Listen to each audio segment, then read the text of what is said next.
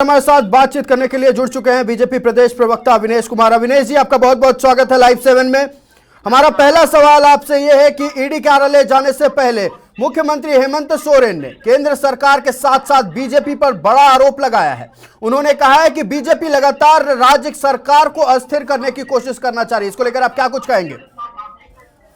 उनका आरोप बेबुनियाद है, इसमें कहीं कोई दम नहीं है। भारतीय जनता पार्टी का कोई रोल ही नहीं है।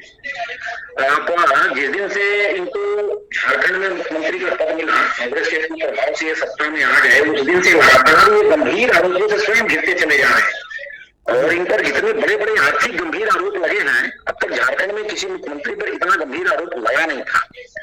इनको एक अच्छी बहुमत मिली थी, अच्छा शासन इनको चलाना चाहिए था। भारतीय जनता पार्टी तो अपना विपक्ष में है, राजनीतिक कर्तव्य का पालन कर रही है, उनको कुछ कर नहीं रहे हैं। और ईडी हो, इनकम टैक्स हो, सीबीआई हो, ये जो भी एजेंसियां हैं, ये ऐसी कार्रवाई नहीं करती है। उनके पास कहीं ना कहीं दस्तावेज होगा, कुछ कितना प्रमाण होगा, तब तो कार्रवाई कर रही है।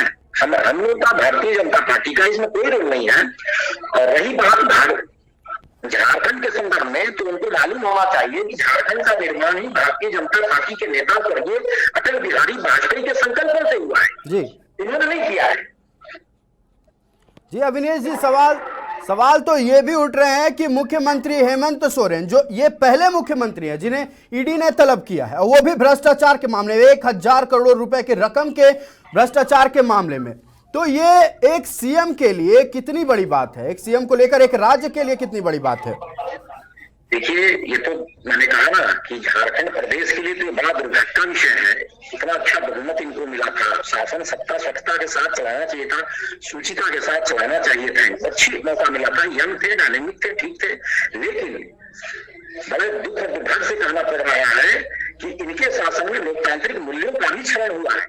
ये लगातार एक डपूर संची नेता के समान अपना कार्य करते चले गए, लगातार दलदल में फंसते चले गए हैं। हम लोगों का तो कोई रोल ही नहीं है इसमें। भारतीय जनता पार्टी इनको आगाही करती रही है। हमारे नेता बाबूलाल मरांडी जी लगातार विषयों को उठाते रहे हैं कि कहां कहां गंभीर रूप से मुख्यमंत्री घिर रहे हैं। इनका परिवार, पूरा का पूरा सोरेन परिवार कहीं ना कहीं आर्थिक चपेट में है, आर्थिक अपराध में संलिप्त, ऐसा सबूत भी मिल रहा है। तो कुल मिलाकर देखा जाए तो ये झारखंड का दुर्भाग्य हो गया।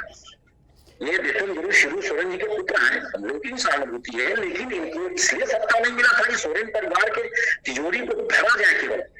अरे लोक हित में काम कीजिए। भारतीय जनता पार्टी जिस तरीके से यहाँ शासन में रही, काम किया, हम लोगों ने लोक कल्याण और लोक सेवा, लोक हितकारी कामों का यहाँ पर तो एकदम छड़ी लगा दिया है। पूरा का पूरा कालखंड देखा जा सकता है भारतीय जनता पार्टी का शासन का। जितनी भी विकास के काम हुए हैं, जो विकास का ब्लूप्रिंट आज पूरे झारखंड में दिख रहा है, ये भारतीय जनता पार्टी का देन है। अविनेश जी, लेकिन सवाल सरयू राय ने एक बहुत गंभीर उठाया है बीजेपी पर। उन्होंने कहा है कि हेमंत सोरेन जितने इस खनन मामले में भ्रष्टाचार में संलिप्त है, कहीं ना कहीं पूर्व सीएम रघुवर दास भी इसमें उतने ही संलिप्त है। इसको लेकर आप क्या कुछ कहेंगे? नहीं, देखिए, मैंने कहा ना कि हमारे नेता श्री बाबूलाल मरांडी जी झारखंड के संदर्भ में जो भी भ्रष्टाचार के संबंधित विषय है उसको उठाते रहे हैं। और उन्होंने तो स्पष्ट कर दिया है कि यह न्यायपालिका भी है, सबको मिलकर झारखंड को बचाने का दायित्व सब पर है। तो जांच हो, जांच में दूध का दूध और पानी का पानी हो जाए। विषय जिन पर भी आता है, इसमें कहा है, पार्टी भी कहती है कि जांच हो, जांच से हम थोड़ी भागते हैं। जो भी दोषी होंगे स्वाभाविक रूप से कार्रवाई होगी। जी अविनेश जी, एक और बात है, पिछले कुछ महीनों से झारखंड राजनीति का केंद्र बन चुका है और सियासी सरगर्मी को देखते हुए पूरे देश की नजर इन दिनों झारखंड पर होती है। लेकिन जब से हेमंत सरकार पर सवाल उठा है, हेमंत सोरेन ने एक बहुत बड़ा मास्टर स्ट्रोक खेला है पब्लिक की नजरों में। उन्होंने खूंटी जाकर रिजॉर्ट पॉलिटिक्स किया और उसके बाद उन्होंने 1932 स्थानीयता नीति को कैबिनेट में पास कराया। उसके बाद उस विधेयक को सदन में पारित किया गया। इसको लेकर कई सवाल उठे हैं। कई बीजेपी कार्यकर्ता या नेता कह ले, उन्होंने कहा है कि इसमें मंशा मुख्यमंत्री की सही नहीं है। इस मंशा के बारे में क्या, ये आखिरकार ये कौन सी मंशा है जिसके बारे में बीजेपी के नेता और मंत्री जो है और जितने भी सांसद भी हैं, अगर निशिकांत दुबे की बात कर ले, गोड्डा सांसद, उन्होंने भी सवाल उठाया है कि कहा है कि मुख्यमंत्री की मंशा सही नहीं है। देखिए, भारतीय जनता पार्टी ने जब झारखंड का निर्माण किया था, हमारे नेता स्वर्गीय अटल बिहारी वाजपेयी ने जिसने अपनी कलम से इस राज्य का निर्माण किया। आप याद कीजिए, जो लोग अभी गठबंधन में हैं, जिनका बल है, उनके सुप्रीमो लोग पटना में बैठकर चिल्ला चिल्लाकर चिहाड़ मारते थे कि मेरी लाश पर झारखंड बनेगी। आज जो सत्ता में है, शासन में है, और जिस दिन से इनको शासन मिला है, झारखंड का कमान मिला है, कांग्रेस पार्टी हो, राष्ट्रीय जनता दल हो, झारखंड मुक्ति मोर्चा तो सबसे बड़ी दल है, इन लोगों ने किस तरीके से राज्य को चलाया है, ये पूरा का पूरा देखने का विषय है। जब ये पूरा 110% जब ये फेल हो गए, जन भावनाओं के मुद्दों से इन लोगों ने खेलना शुरू कर दिया। इनका घोषणा पत्र उठाकर आप देख लीजिए, लोग लुभावन जिस तरीके से इन लोगों ने घोषणा पत्र में कई ऐसे लब्बो लवाब दिए हैं, यहाँ के भोले भाले आदिवासियों को छलने का काम इन लोगों ने किया है। आप उसको देख सकते हैं। भारतीय जनता पार्टी ने यहाँ के जनजातीय समुदाय के लिए, यहाँ के आदिवासी बंधुओं के लिए जो किया है, वह भी देखने का विषय है। हमारे शासन काल में जितनी भी लोक कल्याणकारी योजनाएं थी, वो धरातल पर उतरी है। आज हेमंत सोरेन जी बताएं कि उन्होंने कौन सा विकास का योजना धरातल पर उतारा है जी। सब दूध का दूध, पानी का पानी हो जाएगा। जन भावनाओं से खेलना बहुत आसान है। ये जब फेल हो गए तो खेलना शुरू कर दिए हैं, लेकिन जनता सब जानती है, निर्णय अब आ जाएगा। एक और सवाल है अविनेश जी, इंक्वायरी के लिए सीएम को बुलाया गया और सीएम के कारण हिनू चौक से लेकर ईडी कार्यालय तक धारा 144 लगा दी गई है। इससे कहीं ना कहीं परेशानी तो आम जनता को हो रही है। तो एक सिर्फ इंक्वायरी को लेकर, एक पूछताछ को लेकर जनता को इतनी परेशानियों का क्यों सामना उठाना पड़ रहा है?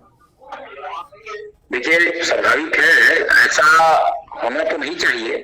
इस समान प्रक्रिया में उनको पूरी मजबूती से अपना पक्ष रखना चाहिए। और वो दोषी है या नहीं है, इस समय बताएगा। ये तो खैर मतलब बहुत उचित नहीं लग रहा है। और अभी मैं आप देख रहा था एक ट्वीट अपने हम लोगों के विधायक दल के नेता बाबूलाल मरांडी जी ने किया है कि उन्होंने कहीं एक बड़ा ही भयावह वाला घोषणा किया कि हम देख लेंगे। भाई देख लेंगे मतलब भय का एक वातावरण तो ये स्वयं क्रिएट कर रहे हैं, और फिर जनता को भी भय के वातावरण में रख रहे हैं। तो ये तो दुखदायी है, ऐसा नहीं होना चाहिए। हम इसकी भर्त्सना करते हैं। जी, तमाम जानकारी के लिए बहुत बहुत धन्यवाद अविनेश जी, और लाइव 7 को अपना समय देने के लिए बहुत बहुत धन्यवाद।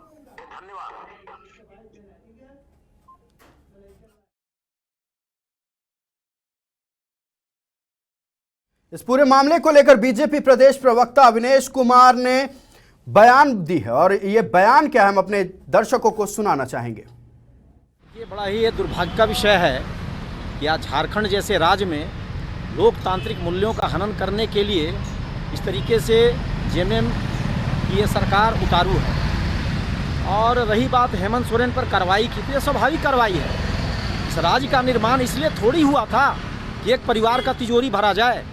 जिस तरीके से आर्थिक आरोप इन पर लगे हैं, जितने गंभीर आरोपों से ये घिरते चले जा रहे हैं, कार्रवाई तो स्वाभाविक था। ईडी अपना स्वाभाविक काम कर रही है, इसमें भारतीय जनता पार्टी का कोई रोल ही नहीं है। आज इस देश में कोई भी शासन हो, केंद्र की शासन हो या राज्य की शासन हो, जो जैसा करेगा वैसा भरेगा। जनता तो सब देख रही है। और हेमंत सोरेन जिस दिन से यहाँ सरकार बनाए हैं, उस दिन से लगातार ये गंभीर आरोपों से घिरते चले जा रहे हैं। और खासकर आर्थिक मामला इतना गंभीर होता चला गया है कि कार्रवाई करने के लिए एजेंसियों को लाचार होना पड़ा है। उसके पुख्ता प्रमाण है, दस्तावेज है उनके पास, साक्ष्य है उनके पास। ऐसे थोड़ी कोई कार्रवाई कर रहा है। आज भले जेएमएम के नेता चिल्ला चिल्लाकर गला फाड़ कर कह रहे हैं कि जबरदस्ती हमारे ऊपर कार्रवाई हो रही है, ये सभी टपोर संखी बातें हैं।